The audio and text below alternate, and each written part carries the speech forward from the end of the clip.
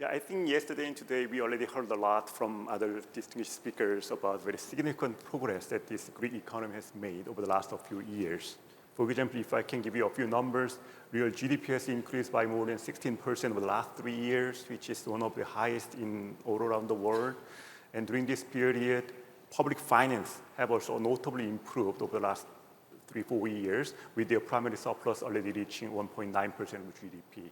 So on the back of this very strong growth, fiscal consolidation, and high inflation, public debt to GDP ratio has declined by already 45% of percentage point of GDP over the last 3 years, and we expect another 10 percentage point of GDP reduction this year. And if I understand correctly, this is one of the fastest pace in modern history. But at the same time, we all know, as we discussed this morning, that still the level of public debt still remains very high. And everybody agree that more efforts are needed to further reduce this level. Then the next question is how we can do that. Obviously, continued strong growth will help. But at this point, I want to emphasize that right policy mix is needed at this juncture, not only to ensure this public debt sustainability, but also to achieve high growth in a sustainable manner over the medium and long term. Then very next question is, then how we can deploy this fiscal policy to achieve these dual objectives: public sector debt sustainability and growth sustainability. It is our view that continued fiscal consolidation in a growth-friendly manner will help to achieve those dual objectives. Then let me elaborate what I mean by this growth-friendly manner. It includes 2 elements. First is the pace. Second is the composition. In terms of pace, I know that government plans to further consolidate this year to achieve higher than 2% of primary surplus.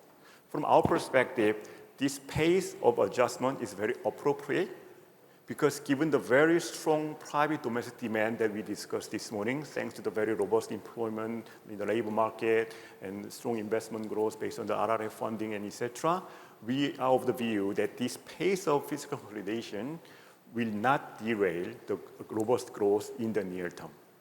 At the same time, we are also of the view that maintaining the primary surplus at above 2% over the medium term will help to create some fiscal space for more important investment, including public investment, as we discussed yesterday, as well as for more digital and green transition, as we extensively discussed yesterday. Second, in terms of composition of the spending, we all agree, based on this morning's discussion, that despite very strong investment growth over the last few years, the level of public investment still remains low compared to other European peers. That means there is much more need to do more, to make more investment. But we know that at least over the next few years, RRF funding from European partners will finance significant share of those public investment in Greece. However, beyond 2026, 2027, it is inevitable that Greece should secure enough funding resources to continue to finance such a large investment need in this economy. At the same time, the critical social spending, such as education or healthcare, those are also still relatively low compared to other European peers, so that those spending should be protected or, if possible, should be expanded, because those are the very critical element for inclusiveness of the growth based on other countries' experience, which is also very important for more sustainable growth going forward. So in sum, by conclusion, we are of the view that growth-friendly fiscal consolidation is very critical to achieve both fiscal sustainability as well as achieve higher growth in a sustainable manner going forward.